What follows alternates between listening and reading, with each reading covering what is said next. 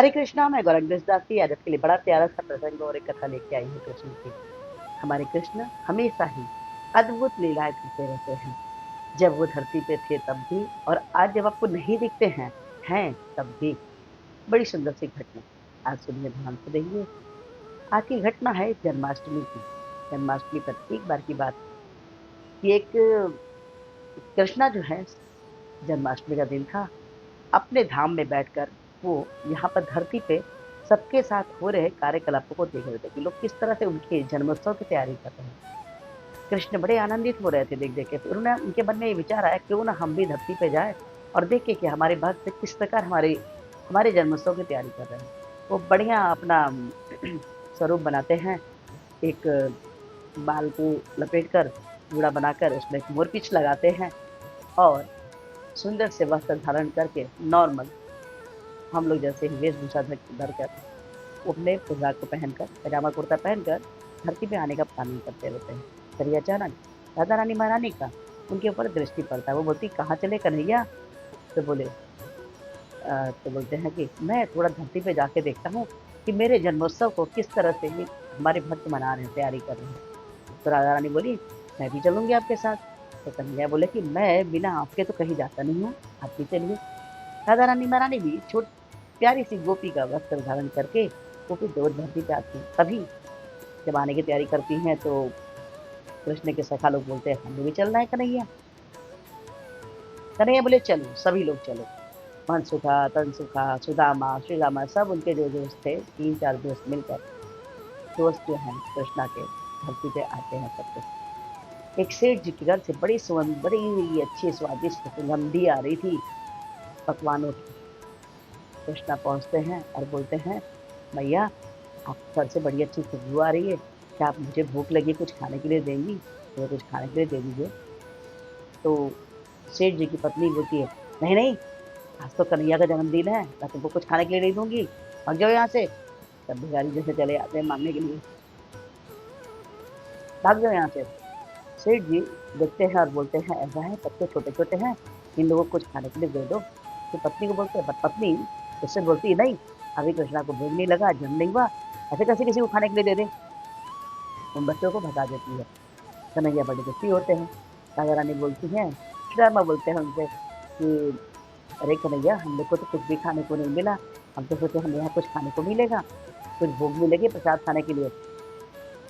कृष्णा बोले, कोई बात नहीं, चलो हम दूसरे जगह चलते हैं।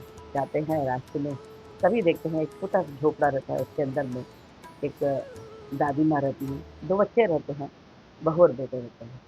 ये बहुत गरीब रहते हैं। दादी माँ अपनी बहू से बोलती है, बेटा जब मंदिर में खीर प्रसाद मिल रहा था तो तुमने ज्यादा क्यों नहीं लिया? तुम्हें पता है ना, हम लोग को खीर खाए हुए बहुत समय हो गए हैं। तो बहू ने कहा कि भैया जब हम पहुंचे तो खीर बहुत तंदुरी थी, तो थोड़ा सा ही खीर हमें मिल पाया, थोड़ा थोड़ा ही खा लेते हैं। मैया बोलती है कि, सब बोलती है ठीक है, सबको बांटने के लिए जैसे सब बच्चों को बांटती है, अपने पति को बांटती है, सासू माँ को बांटती है, और अपना लेके जैसे बैठती, वैसे ही कृष्ण के मन में आता है, क्यों नहीं यहाँ मांग के देखे, शायद यहाँ कुछ खाने को मिल जाए। कृष्णा बाहर से दरवाजे खटखटाते हैं, अंदर से बच्ची की आवाज आती है, बोलती, कौन है? अंदर आ जाओ। कन्हैया अपने सखा और गोपी के साथ, यानी कि राधा रानी महारानी के साथ घर के अंदर जाते हैं। बोलते हैं, भैया हमें बहुत जोर से भूख लगी है, कुछ खाने के लिए ले दो। तो मैया की जो बिटिया थी बोलती है, माँ एक काम करो, मेरा खीर इन लोगों को खाने के लिए दे दो। तो ठीक है, मैया ने खीर दे दिया, अपना खीर भी दे दिया, और जो बेटा था उसका खीर भी दे दिया। सासू माँ ने कह रखा, मैं अपना खीर नहीं दूंगी, मैं कितने दिन से खीर नहीं खाई हूँ, मैं अपना खीर नहीं दूंगी। और लेकिन इतना खाने के बाद बोलते हैं, हमें तो और भूख लगी है, थोड़ा सा और खाने मिलता। तो जो बूढ़ी अम्मा थी, उनका बेटा जो था, उसने भी अपना खीर आगे कर दिया कि मेरा खीर भी ले जाओ। कृष्णा और बूढ़ी दादी की तरफ, खीर की तरफ देख रहे थे। तभी उनकी पोती जाके बोलती है, दादी माँ, हम लोगों ने खीर दे दी है, आप भी खीर दे दो। दादी माँ बड़े बुद्धिमान थे, क्योंकि बहुत दिन के बाद उन्हें खीर खाने को मिली थी, तो उन्होंने खीर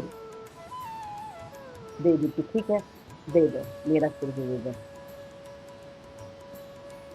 ये देखकर राधा रानी महारानी के नेत्रों में आंसू आ गए। उन्होंने कहा, इतने गरीब होने के बाद भी इनके पास कुछ भी नहीं है कृष्णा, फिर भी ये हमें अपना पूरा खीर हमने वो खाने के लिए दे दिए। हमें आपको कुछ करना चाहिए। कृष्णा बोले, बिल्कुल। उन्होंने बोला कि मैया एक काम करो, आपके घर में जितने भी खाली पात्र पड़े हैं ले आओ, हम लोगों ने खीर खा लिया, आप लोग को भी खीर जरूर खाने के लिए मिलेगा। मैया बोली, ऐसा कैसे? आप ले तो आओ। बड़े बड़े बर्तन, 8-10 बर्तन जो भी दुनिया मट में थे, वो ला ला के रखे। उस पात्र को तुरंत कृष्णा ने खीर से भर दिया। सारे पात्र खीर से भर गए। उन लोग को बड़ा आश्चर्य लगा। उन लोग बोले कि ऐसा ऐसे जन्माष्टमी का दिन है, आप लोग भी खीर खाइए। मैया सब परिवार खीर खाया और बोले कि और जितने भी गांव वाले हैं सबको बुला के खीर बांटिए, आपका ये खीर कभी कम नहीं होगा। कृष्ण की कृपा जो थी, उन्होंने गांव वाले को बुलाकर सबको खीर खिलाई, खीर फिर भी कम नहीं है। और रात्रि में सोने के बाद जब सुबह उठते हैं तो जो बच्चे एक पात्र में खीर थे, मैया बोलती है कि सभी लोग चलो फिर से खीर खाने पे। जब खीर खाने जाते तो वहाँ खीर नहीं मिलता, स्वारा ही बर्तन जो है स्वर्ण आभूषणों से भर जाता है। हमारे कृष्ण के लिए थोड़ा सा करके देखिए, प्रभु आपके लिए इतने भर देंगे भंडार, जब सोच के नहीं सकते। ये एक सत्य घटना है। आपको ये कथा कैसी लगी? अच्छी लगी तो प्लीज लाइक कीजिए, शेयर कीजिए, सब्सक्राइब कीजिए और वीडियो को अपना के हमारे को 50 के बाद में हरे कृष्णा मंदिर में बोलेंगे किस प्रकार से है। हरे कृष्ण कृष्ण कृष्ण हरे हरे, हरे राम राम राम हरे हरे। तो हरे कृष्णा मंदिर की तो सिर्फ प्रिय बच्चे बन जाइए। आज से एक वाला की देखता कर दो, जैसे 4 4 6 जैसे 8 8 16, जैसे 16 वाला पहले कृष्ण कहे थे ताकि पात्र बनते हैं। तो आज से हरे कृष्ण हम कीजिए। हरे कृष्ण, राधे राधे।